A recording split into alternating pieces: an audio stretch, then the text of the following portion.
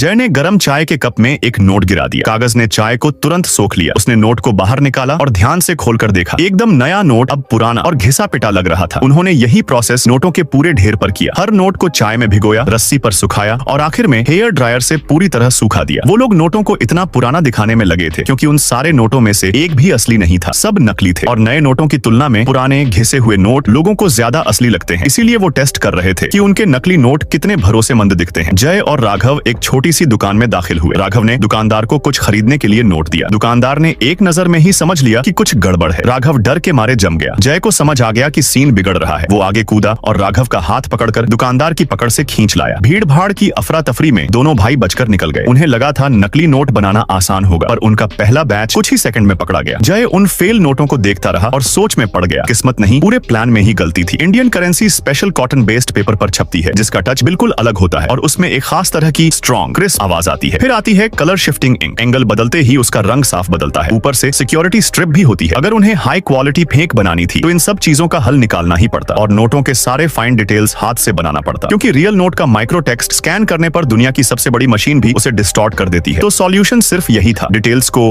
हाथ से ड्रॉ करो, फिर उसे छोटा करो, उसका प्लेट बनाओ, उसको तराशो, केमिकल ट्रीटमेंट करो, तभी एक सही प्रिंटिंग प्लेट बन सकती थी। लेकिन असली कॉटन बेस्ड पेपर भारत सरकार सख्ती से कंट्रोल करती है, मतलब उसे खरीदना नामुमकिन था। उनके पास बस एक ही ऑप्शन था, वैसा ही महसूस होने वाला कोई दूसरा पेपर ढूंढना। कई दिनों की खोज के बाद जय को एक एडवर्टाइजिंग बुकलेट में एक हिंट मिला। उन्हें पता चला कि 2 शीट्स को साथ चिपकाकर वो लगभग वैसा ही टच पा सकते हैं जैसा असली नोट में होता है। यहाँ तक कि मोटाई भी बिल्कुल मैच कर जाती है। उन्होंने शीट्स को ब्लीच किया, दोनों तरफ अलग अलग प्रिंट किया, फ्रंट शीट में छेद बनाए, सिक्योरिटी स्ट्रिप डाली और सबको चिपकाकर सैंडविच स्ट्रक्चर बना लिया। पेपर का झंझट खत्म हुआ। अब समस्या 2, कलर शिफ्टिंग इंक। मार्केट में मिलने वाले मेटालिक पेंट और इंक को मिलाकर जय ने एक ऐसा रंग तैयार किया जो असली की तरह एंगल बदलते ही शेड बदल दे। उन्होंने नोटों पर एक लेयर क्लियर वार्निश की लगाई, जिससे नोट की आवाज और टच दोनों असली जैसे लगने लगे। फिर उन्होंने नोटों को दोबारा आर्टिफिशियली पुराना किया ताकि नए बैच की क्वालिटी चेक हो सके और फिर वो दोनों वापस उसी स्ट्रीट कॉर्नर वाली दुकान पर पहुंचे।